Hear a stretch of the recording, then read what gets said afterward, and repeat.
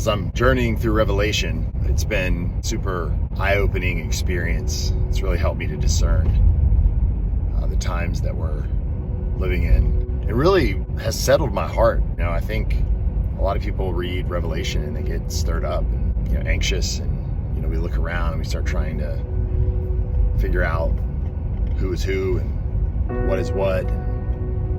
I don't think God intended the book of Revelation to be a book that we open and read to experience that. It really truly is a book that we're to read as Christians, to have hope, to have assurance, to know that we are secure, no matter what's going on around us, to understand that God is sovereign and He controls all things. So Revelation 13, this is clearly a chapter that has been debated.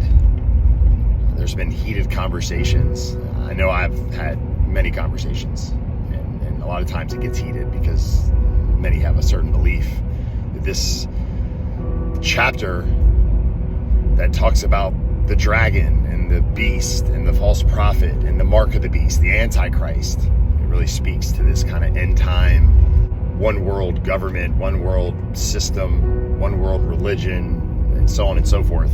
And I think it does. I think there, in the end, there will be a final beast system that will rise. There will be a final Antichrist. There likely will be some sort of maybe mark. I don't know. But what I'm learning is that this has been going on over the last 2 millennia. It's been going, and it will continue to go on. There always has been oppressive governments. There always has been oppressive financial institutions. There always has been oppressive religious movements. There always has been the Antichrist spirit roaming the earth, according to 1st and 2nd John. So it's nothing new, right? This is the same cycle.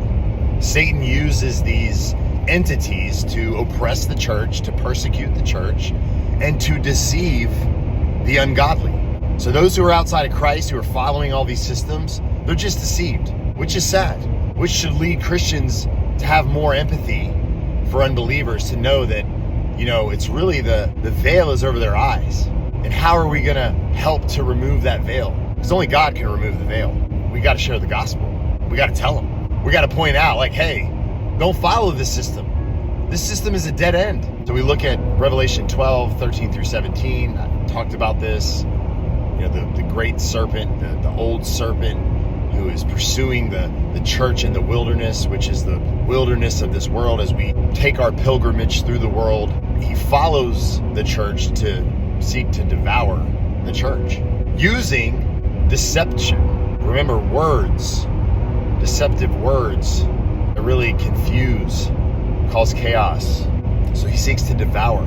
So this is a spiritual, figurative picture of the plight for Christians as we journey through this world.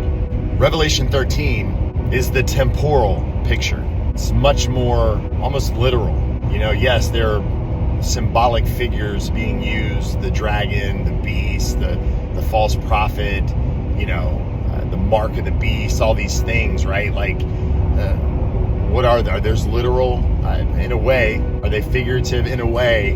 But I think they speak of the temporal, literal picture that we're going to see as we journey through this world. I think the main point I want to make right now, and I'll continue to share as I'm learning, is that this government that many put their faith in, conservatives versus Democrats, right versus left, this president versus that president, the past president, the future presidents, so many put their faith in these political institutions, praying and hoping they're going to save us out of something. And it's